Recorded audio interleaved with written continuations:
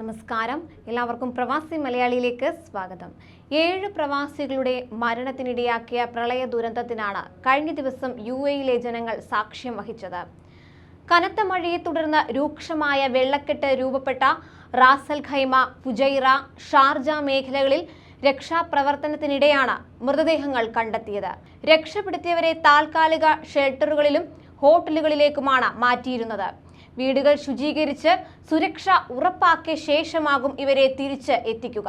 ഇത്തരത്തിൽ വെള്ളക്കെട്ട് മൂലം വീടുകളിൽ തങ്ങാൻ കഴിയാത്തവർക്കായി UAE സർക്കാരിന്റെ പരിശ്രമങ്ങൾക്ക് പിന്തുണയേകിയിരിക്കുകയാണ് ഒരു സ്വദേശി വ്യവസായി.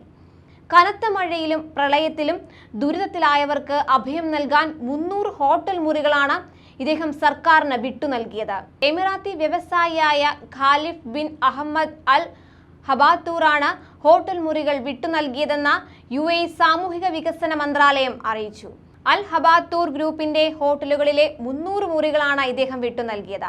ഏകദേശം 600-ലേറെയധികം ആളുകൾക്ക് ഇവിടെ തങ്ങാൻ സാധിക്കുമെന്നാണ് മന്ത്രാലയം വ്യക്തമാക്കിയിരിക്കുന്നത്.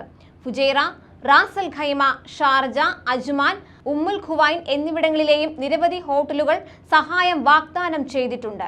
ഇവരുമായുള്ള ചർച്ചകളും നടപടിക്രമങ്ങളും പുരോഗമിക്കുകയാണ്. പ്രവാസികൾ ഉൾപ്പെടെ അപ്രതീക്ഷിതമായുണ്ടായ പ്രളയത്തിൽ എങ്ങോട്ട് പോകണമെന്നറിയാതെ പ്രതിസന്ധിയിലായിരിക്കുന്ന ഈ സമയത്താണ് സ്വദേശി വ്യവസായിയുടെ ഈ കരുണയുള്ള തീരുമാനം. ഒരു ദുരന്തം വരുമ്പോൾ സ്വദേശികളെന്നോ പ്രവാസികളെന്നോ വേർതിരിവ് കാട്ടാതെ ഒറ്റക്കെട്ടായി അതിനെ നേരിടാനുള്ള അദ്ദേഹത്തിന്റെ ആ വലിയ മനസ്സിന് നന്ദി പറയുകയാണ് പ്രവാസികൾ. അതേസമയം കഴിഞ്ഞ ദിവസം UAE-ൽ രേഖപ്പെടുത്തിയത് 27 വർഷത്തിനിടയിലെ ഏറ്റവും വലിയ മഴയാണ്. രാജ്യത്തെ ദേശീയ കാലാവസ്ഥാ നിരീക്ഷണ കേന്ദ്രമാണ് ഇക്കാര്യം വ്യക്തമാക്കിയിരിക്കുന്നത്. ഫുജൈറയിൽ ബുധനാഴ്ച പെയ്ത അതിശക്തമായ മഴയെ തുടർന്ന് നിരവധി സ്ഥലങ്ങളിൽ വെള്ളം കയറുകയുണ്ടായി. UAE സൈന്യത്തിന്റെ നേതൃത്വത്തിൽ വിവിധ വകുപ്പുകളുടെ സഹകരണത്തോടെയാണ് വൻതോതിലുള്ള രക്ഷാപ്രവർത്തനം പിന്നീട് നടന്നത്.